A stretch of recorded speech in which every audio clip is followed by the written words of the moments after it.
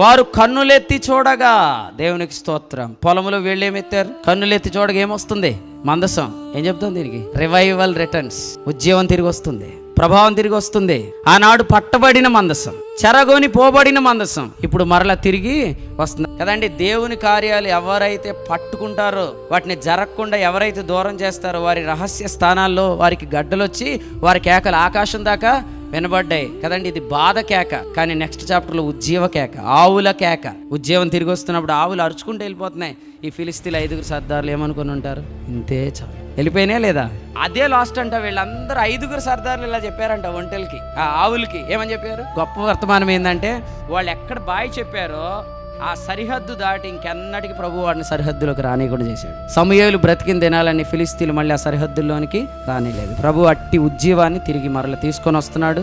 మరి ఎంతమంది కన్నులు ఎత్తి చూస్తున్నారు? మీ అందరికీ ఆ రివైవల్ కనబడిద్ది, ఆ రివైవల్ స్పిరిట్ మీకు కనపడిద్ది. ప్రభు మీకు అట్టి ఆత్మను కనపరచును గాక.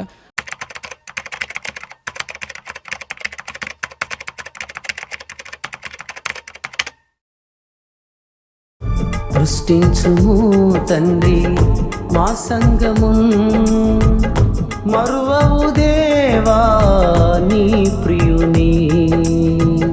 సృష్టించుము తండ్రి మా సంగమున్, మరువవు దేవా నీ ప్రియుని. ఫిలదెల్ఫియా నీకు క్షేమమే, ఫిలదెల్ఫియా నీకు క్షేమమే.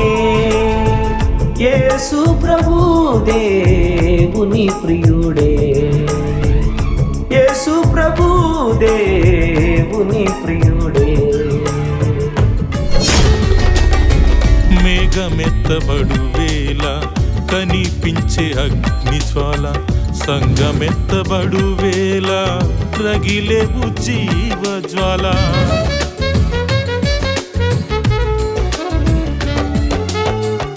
అంటే చిన్నప్పుడు దానియేలు గారు నడిపించిన విధానం మధ్యలో తప్పుకోవడం వల్ల మతం అనేది అలవాటు పడింది.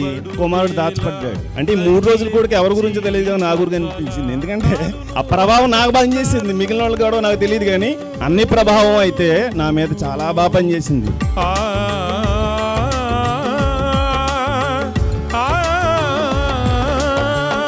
కాలును ఆటంకాలు కలుగును అద్భుతాలు, కాలును ఆటంకాలు కలుగును అద్భుతాలు, తొలగును ప్రతికూలతలు మిగిలేవి ప్రీతికరములే. తొలగును ప్రతికూలతలు మిగిలేవి ప్రీతికరములే, మిగిలేవి ప్రీతికరములే. కనులెత్తి చూడుము, కనులెత్తి